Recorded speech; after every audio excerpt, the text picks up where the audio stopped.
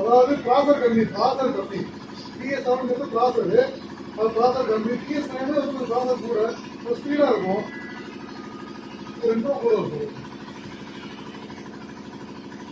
ஆமாம், ரெண்டு ஸ்பீடாக இருக்கும். ரேம் தான் சார் உங்களுக்கு 2GB ரேம் தான் உங்களுக்கு. RAM okay. ப்ராசர் உங்களுக்கு கூட போகும்போது 2GB டக்கு போகிற மாதிரி இருக்கும் உள்ள. இப்போ PS7 கொஞ்சம் ஸ்லோவாக இருக்க மாதிரி இருக்கும். ஆமாம், மக்கள் அவன் போகணும் தான், இதனால நெட்டு ஒரு ஸ்பீடாக இருக்கும். ஆமாம் சார்.